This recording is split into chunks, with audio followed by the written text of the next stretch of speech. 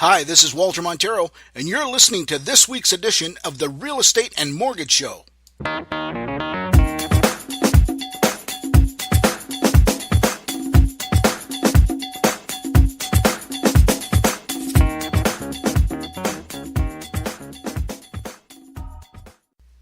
Hey guys, it's Walter Montero here. Thanks again for tuning into the show. This week's version of the Real Estate and Mortgage Show is actually the audio portion of a webinar that I did a few months ago with real estate lawyer Victor Hussein from Kitchener. It's just answering some of the questions that a lot of people have about the whole process of power sale in terms of buying one. So just a few things that you should know about power sale.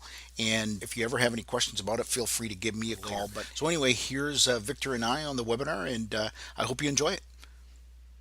My name is Walter Montero with Coldwell Banker Maximum Results here in Cambridge, and I've got a very special guest tonight. His name is Victor Hussein with VH Law in Kitchener. Victor is a real estate attorney. And Victor, how long have you been practicing now? 17 years. Holy priminy. That's crazy. That's the longest thing I've done in my life. Very good. And I think I've known you about 16 or so of those 17 years. Yeah, it's been a life. Yeah. It's a real curse. I understand. Anyway, I just wanted to put together a little presentation here, just a little Q&A, because I know that, when we're dealing with people that are buying properties, power sales are always, really an attractive thing to people because, it's sort of a hidden or a mysterious thing in terms of, hey, I'm going to get a really good deal if I buy a power sale. And there's a lot of things to know about buying a power sale, and that's why I wanted to bring you on, Vic, because I think it would be a good idea for people to know the differences between buying just a traditional straight-up property directly from an owner and buying a property under power sale. So I guess the big thing the biggest confusion that we find in the marketplace is people often confuse power sale properties with foreclosure properties. And there is definitely a difference. So can you tell us a little bit about the difference between a power sale and a foreclosure? Okay, I'll try to keep it minimal because this could be a whole year worth of law school. Okay. Power sale, okay. There is a provision in the Mortgages Act that allows a lender, when, let's say, a borrower is in default, okay, to, during default, take over the property, if I can say take over, but doesn't really take over, Okay. And try to sell the property. Okay.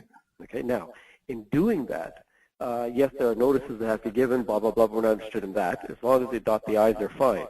Okay. But in doing that, the borrower still has a lot of power, and Okay. the lender has a lot of obligations to the borrower. So, for example, in a power sale, the borrower is still the owner of the property. The lender never becomes the owner. The lender is actually just selling the property, trying to recoup losses. Oh, really? Okay. Okay? Yeah. So in which case, if the borrower on the nth hour during a power sale, let's say I put an offer on a power sale, I'm Okay. selling the house. The day before closing, if the borrower makes good on the mortgage, and that means brings it back up to speed, Right. not paid off, just bring it up to speed, all debts paid, etc., Right. the lender has to cease and desist, and I can't buy the property. Oh, wow. Those are So the powers somebody, that the borrower still has. so somebody can, in effect, make an offer on a property, get it accepted, and make all their arrangements for moving, and before closing, they can end up not getting the house? Exactly. Oh, wow. Okay. Now, the Okay. chance of that happening is very rare. I've never seen it in 17 years. Right. Okay. Yep. But the borrower does have that power still. Right. In a foreclosure situation, the bank doesn't try to sell the house while the borrower still owns it. The bank actually goes to court first, I see. gets an order to take over the property, then becomes the owner of the property. And now the owner is out of the picture, period. So so the bank actually takes title to the property then? Yeah. I see. Now, the differences in how the bank sells is different, too. In a power sale, the bank owes the borrower an obligation to get the best price. It can't be a fire sale. They have to prove that they did everything deadly right. In a foreclosure, once the owner's out of the picture and there's a court order saying that the house belongs to the bank can sell it for whatever price, whatever they want to do. Wow. Okay, so let me ask you this: Why do we see so many power sales? Why doesn't the bank just take foreclosure proceedings instead of power sale proceedings when Getting that court order is a tall hurdle. I see. And Okay. without getting into the details of proving the points, etc., it is hard to tell a court that, look, the guy defaulted, but let's just take the house. So basically, they can get their money back faster if they go the power of sale route rather than the foreclosure route. Bingo. I see. Okay. And the So odds I are guess better that they will get the power sale route better than the foreclosure, because I don't see too many courts offering that. I see. And the courts are probably sympathetic to the borrower too, because you Yeah. got the big bad banks sort of taking houses away from people. Exactly. Got it. Okay.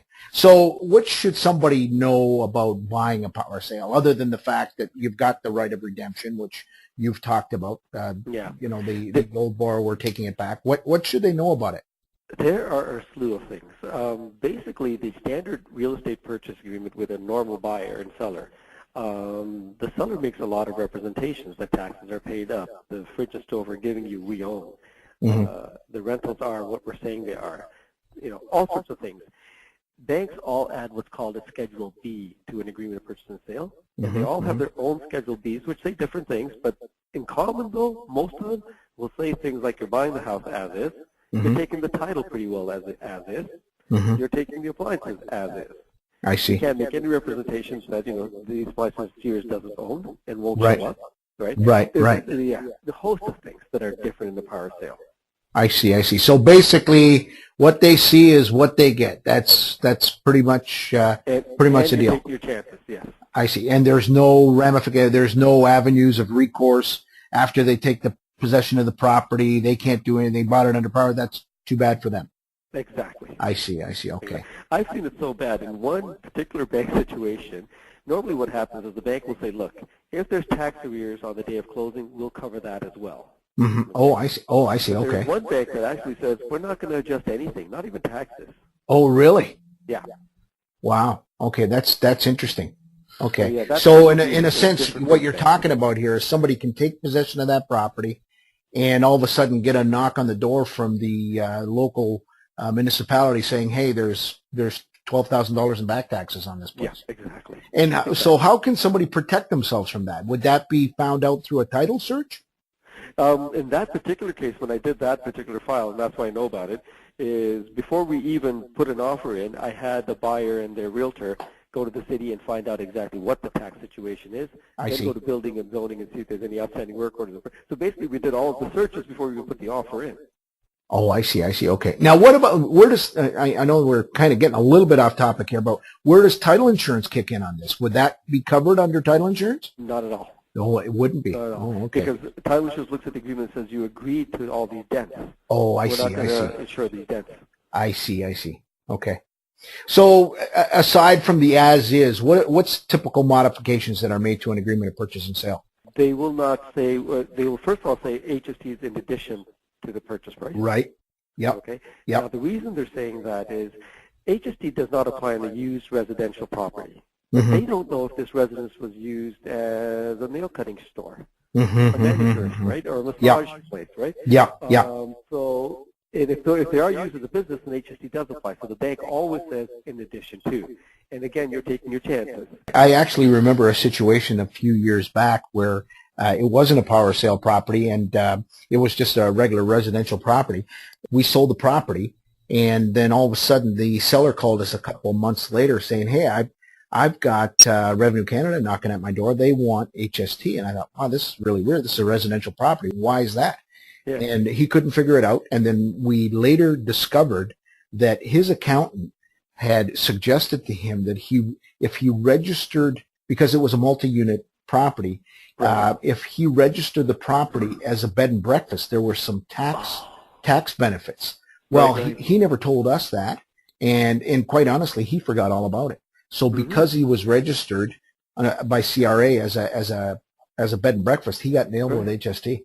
So yeah, I get it. Yeah. There you go. Okay. Yeah. So the bank won't warrant that because they have no idea what this property was used for. Now there's one particular clause, and I don't have an agreement in front of me, but I know that there's one that, I'll try and give you a little bit of a picture of it. I know that when you buy a property, let's say I buy a property from somebody, that same person also owns the property next door. Well, what ends up happening is the titles merge, right? Yes. As you know. So in a typical agreement of purchase and sale, there is an actual clause addressed in the offer that says that if that happens to occur, the seller agrees to remedy the issue and agrees to save harmless the buyer.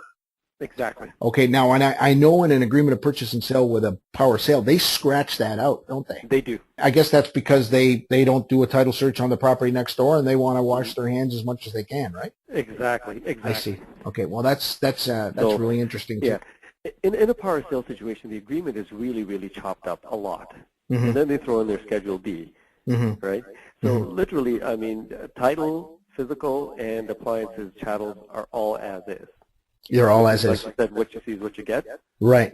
What about the rental items like water heater, water softeners, and like I mean, even these days, Vic, you're seeing a lot of furnaces being rented.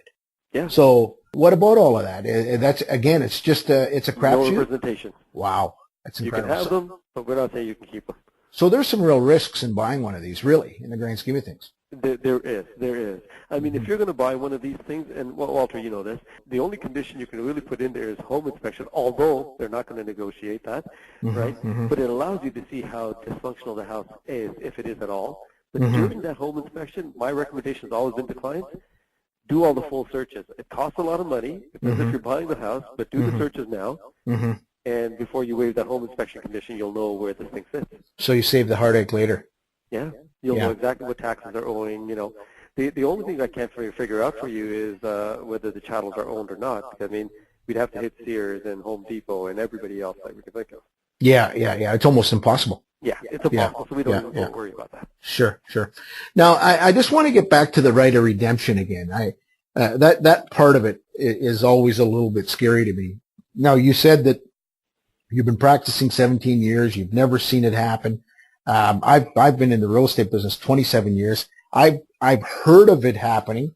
I've heard of it happening once in a residential deal, and I've heard of it happening in several occasions on the commercial side of things. How long? Like right up to the day of closing, these people have the right to redeem?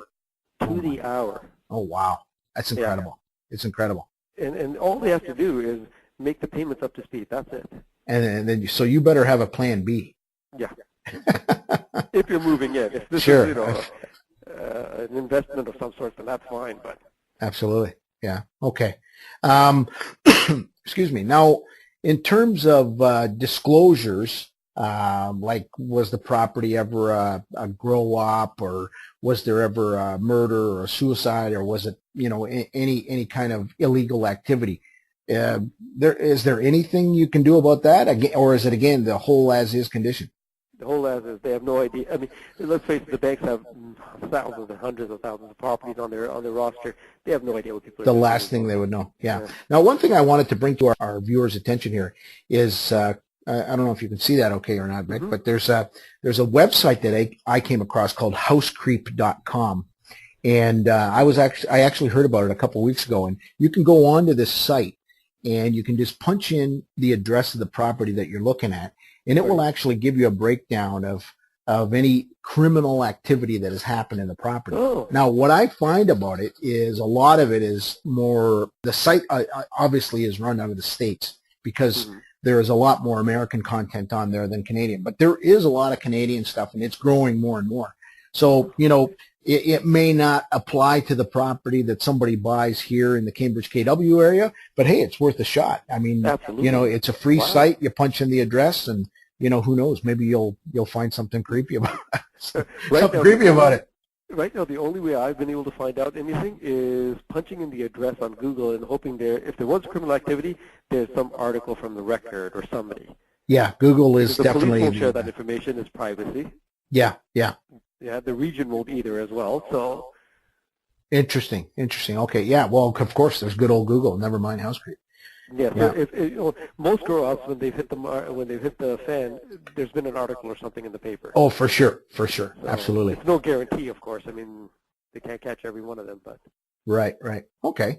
Well, that's good. I just want to kind of open it up a little bit here and just see if anybody's got any questions. You can punch your question into the chat, and I will receive it here, and I will read it off to Vic, or maybe it could even be applicable to me, and maybe we can answer some questions here. So just feel free to just go right into the chat and punch in a question if you have it. Now, I just wanted to say a couple things in terms of the actual transaction itself. The one thing that I like to make people aware of when they're buying a power sale is, first of all, first and foremost, you got to be ready to negotiate, because regardless of what you offer or even what they're asking, it seems like 99 times out of 100, you make an offer on a power sale property, it doesn't matter what that dollar amount comes in, almost always the bank will counter it back. And I guess that's part of their due diligence, is it, Vic, to try and get Yeah, as much money as possible?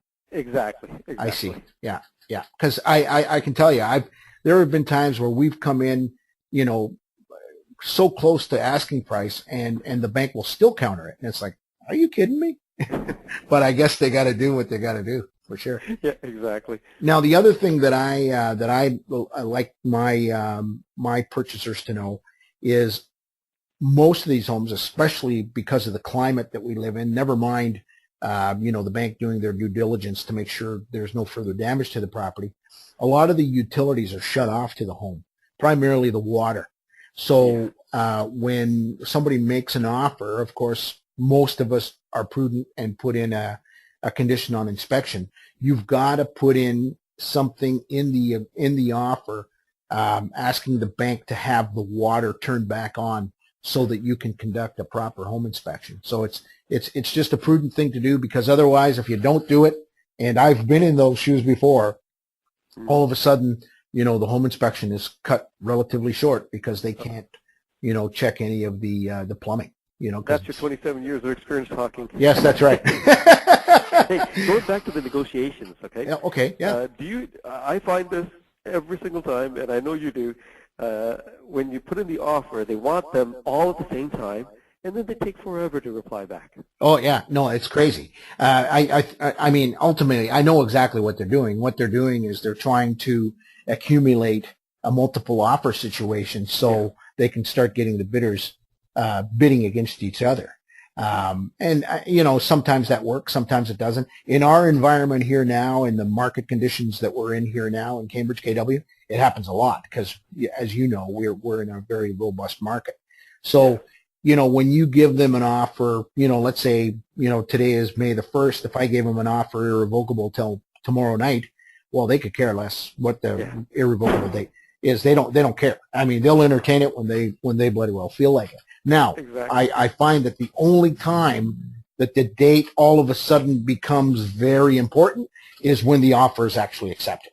So when they've decided that they're going to accept an offer from your buyer, then definitely they make sure all their I's are dotted and their T's are crossed, because they want to make sure that the agreement is binding. Yeah, and then they move on time. Like, they want time constraints to be perfect. Absolutely, they do. Absolutely, yeah. All of a sudden, it gets accelerated. It's like somebody put a match under their butt or something. I find it kind of funny, because initially during the negotiation stage, they always give the excuse, it's a corporate ladder. We got to go to the lawyers inside the bank and all that. Yes. Right? They take their time, and then once the deal hits the fan, whoa! Yeah, I find that the corporate ladder's gone. Yeah, oh, for sure, for sure. I find that it almost sounds like in the beginning that almost there's somebody afraid to make a decision, but once that decision is made, it doesn't need to go through so many hands anymore. It's all of a sudden in the hands of one person. It's just very interesting the way that all unfolds. Mm-hmm. Yeah. One thing that I notice about power sales as well, and I mean, it's not a hard and fast rule, but it happens more than it doesn't, is most of these properties are in pretty rough shape, because, you're dealing with somebody that's obviously gone through a money issue, and, the banks don't always pull the trigger that quickly. So, No, they do not.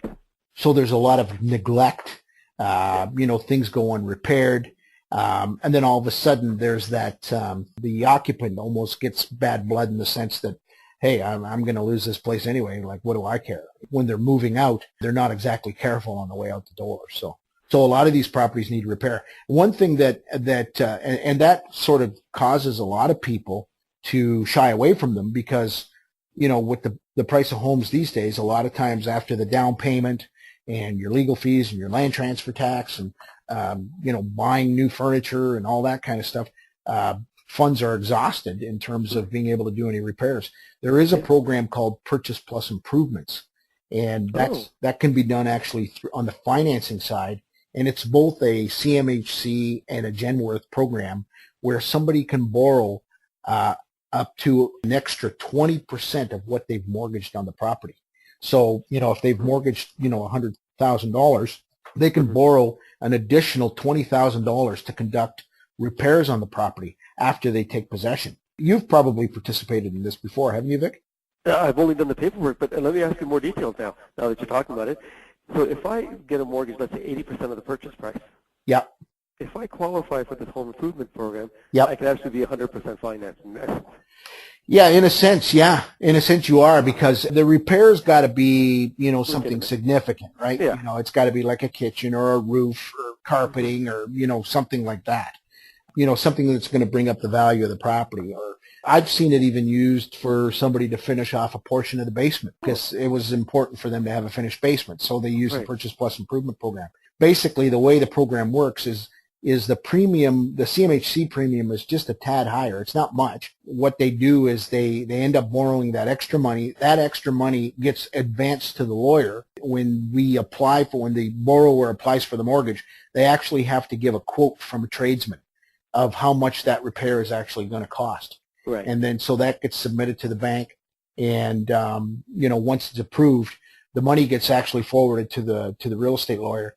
And then only after the repairs are completed will those funds be released to the borrower. So basically, it just ensures to the bank that, somebody isn't, borrowing an extra 20% and going off to the Greek islands for a couple months. Right, exactly. It doesn't matter if it's going to be my principal residence or investment. That's a good question. I think the program only applies to principal residence. I'm not certain of that, but I will check that. I will send everybody out an email just to make sure that I'm not telling tales out of school here or anything. That's a great program. It is a good program. Now the thing is there's two. Even though the program is similar, CMHCs and Genworths are a tad different.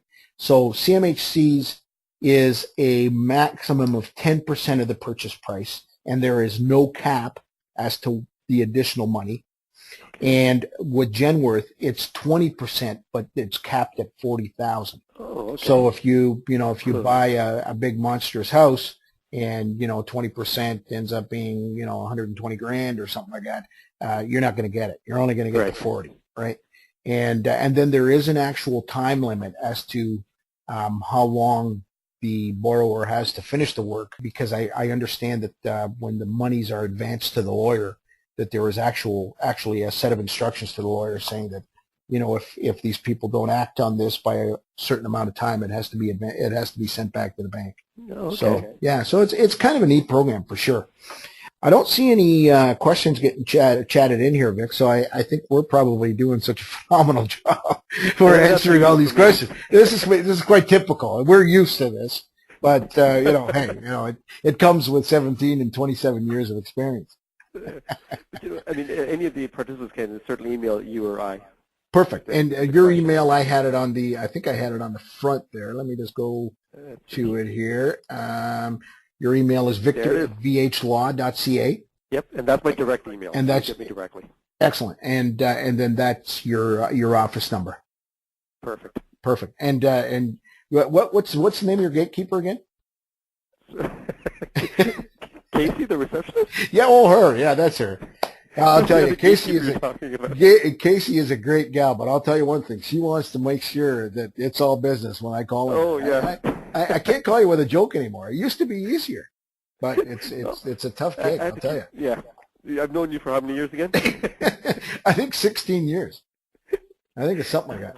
Anyway, so the only other thing I wanted to bring to people's attention is, of course, my website, cambridgehouses.com. On the site, there is actually an icon that says Find Your Dream Home, and it's specifically stated for buyers. So if you are a power sale shopper, obviously, certainly the intention of tonight's webinar was not to, dissuade you from buying a power sale, but, obviously to keep in mind that there are some risks. And a lot of times what I tell people, Vic, is power sales, you can get a half decent deal. I wouldn't say you can get a steal of a deal with a power sale, but you can get a half decent deal. I find that you're almost better off finding somebody just before they go power sale. So Yeah. if you got that particular individual that's, trying to salvage their credit or, just wants to keep control of the transaction, they don't want to give it up to the bank, Yeah. especially depending on some of these banks. Like if you get, one of the big five banks, they're not so bad. But if you get to some of these smaller trust companies or these little Hmm. banks, they can Oh, be God, very no. aggressive with legal fees and that sort of thing. They can really eat up a lot of Oh, the equity. and the owner, the debtor should know that you default on the mortgage just because the bank took the house and sold it doesn't mean they're not chasing for the difference now. They will chase you for the difference. So yeah, you're right. Getting this owner before a power sale happens is great cash for them. Yeah, and we see them because there are always these little trigger words in a listing that sometimes must be sold or motivated seller or just little things like that. There's always little characteristics to a motivated seller, and a good Right. realtor will be able to find that for you. So go to my site, register on there, find your dream home, and we'll keep an eye on the market for you. It's a neat little thing. So that's my site there. I've There's seen all of it. Yeah, it's there's nice. my handsome face there. There you And go. so it's right under buying, and you Who is just click. that? I'm not sure. I think it's my brother. Click on buying, find your dream home, and then there's the form right there. And they can just fill in their name, email address, phone number, submit, and they're off to the races. We get it. And, if you leave your phone number, we love to have a chat with you. If you don't want to leave your phone number, you just want the information, we don't have a problem with that either. We can do all that for you. So not an issue at all. Anyway, Vic, I think we're coming to a close. Anything you want to say before we sign off? No, this was great. All right. Well, thanks very much. I appreciate Perfect. it. Thank you. And again, your number is 744-8585, and you're located in Kitchener where, Vic? I didn't put your address on there. Okay, there's one in Kitchener and there's a Cambridge office as well. Of course, yeah. So yeah, so if you give us a shout, we'll meet you whichever office is more convenient. Excellent. Okay, and you're on Lancaster and Kitchener, On right? Lancaster, yep. And then just you're at off. Lancaster and Victoria would be the closest intersection. And then in Cambridge, we're at the 401 in Hesper, literally right there. Yeah, you're right on the 401. It's excellent. Excellent locations, both of them for sure. Okay, Vic. Well, thanks very much. I Wonderful. appreciate Thank you, your Walter. time, and I hope you have a great evening. And everybody else, thanks very much for attending, and we'll talk to you soon. Thank you. Take care. Bye-bye. And there you have it. So I hope you enjoyed the show. And again, if you have any questions, feel free to send me a message at walter@maximumresults.ca. You'll also notice that on our website, waltermontero.com/podcast, where we obviously store the podcast, there is an opt-in in terms of getting an email alert when a podcast is ready to be listened to. So if you want to just subscribe to that, we can certainly add you to the list so we can give you a heads up that the episode is ready to listen to. So at any rate, hope you had a great week, and we look forward to talking to you again next week. We can also visit me at cambridgehouses.com. Okay? Thanks very much. Have yourself a great week.